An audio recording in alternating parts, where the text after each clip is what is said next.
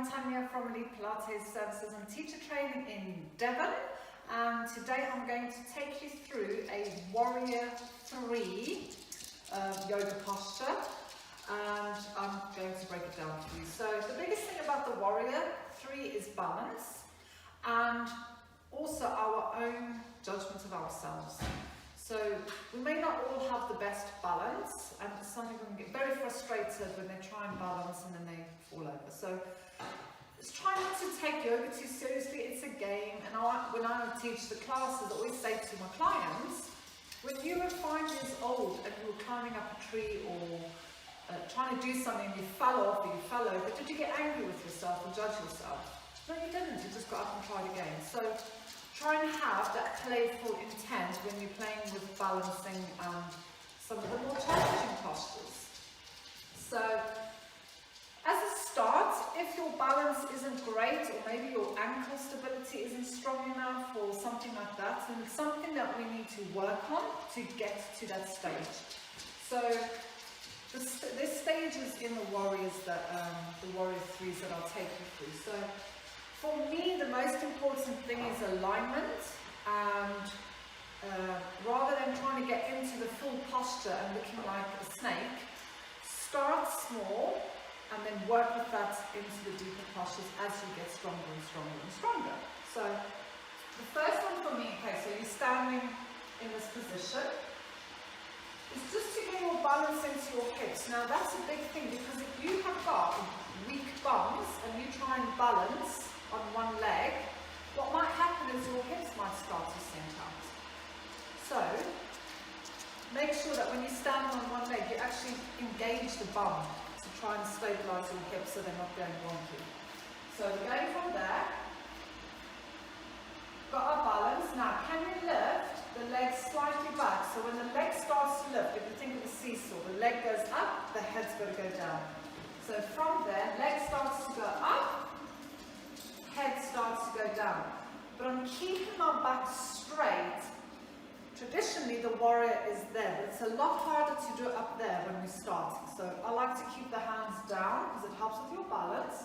And also, if you think of pulling your shoulders back and together, your shoulder blades, and sticking your boobs out, if you've got boobs, or your lips if you're a man, then you're more likely to be able to keep the spine straight rather than being up there with the arms. So I'm keeping the arms down to start with.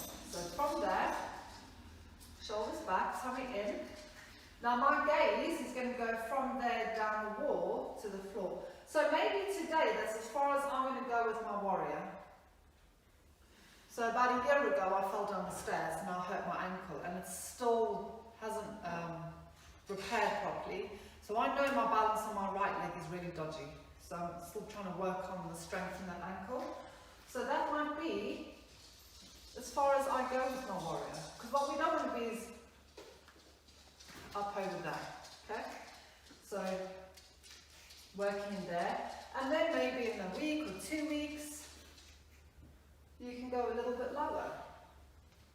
You can see? And then you go a little bit lower. So you're aiming to have your head, this is where mirrors is always helpful, head, hips, ankle in one line, okay? Now you can use blocks. So say now you're getting your balance, you're quite there, but maybe you can just use a block for that little bit of added support. But remember, blocks are aids, they're not there to have all your weight on. So we need to, they're just there for a bit of support rather than to actually do the posture for you. So something I will say about Warriors, and this goes for a lot of postures in yoga, is we look at Instagram and we think, oh, I want to look like that. Some of our bodies, the measurements of our limbs will dictate whether you will be able to do a posture or not, or whether a posture is going to be a lot harder for you. So, for example, a Warrior for someone like me, because I've got really long arms, would be harder if I have my hands up there than someone who has short arms. So if you think of, you've got your center of gravity there.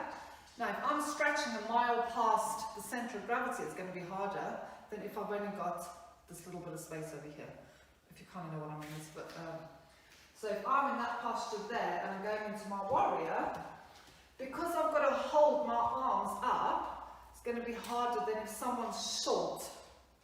And it goes the same for an extended toe to hand. I've got long arms, so I don't necessarily need leg flexibility for that.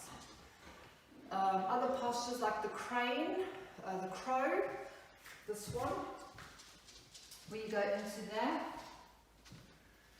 Again, I've got long arms, so I can get my leg into the back of the arm rather than for someone that's got shorter arms, they might have to work a little bit harder. And sometimes the equipment will make stuff more accessible. So basically what I'm saying is, again, have fun with your postures, playing around with them, but and don't take them too seriously. And then we get to a point where we have to realize, actually, my body is not the best posture, the best anatomically measured body for a crane or the splits or a forward bend or something like that. Okay, so try not to be so hating on yourself when you're struggling to do a posture, because maybe it's just not the right posture for you. So I went off on a tangent then, but I'm really passionate about people not being so angry with themselves for not being able to do a posture. Yeah, sometimes we need to work at it, but it might be that actually your arms are too long for a posture, your arms are too short. So warrior 3. I said this is my dodgy side. All the arms can be up there. Like I said, as soon as I take my arms there, it throws me completely off and I can just feel it in that leg. So for me, I'd rather have the arms down the side. It's easier for me to balance and I can look after my alignment better. So that is a warrior 3. I'm Tanya. Thank you for watching. And please subscribe to our YouTube channel. 3rd video, and I've managed to get it right. Yes!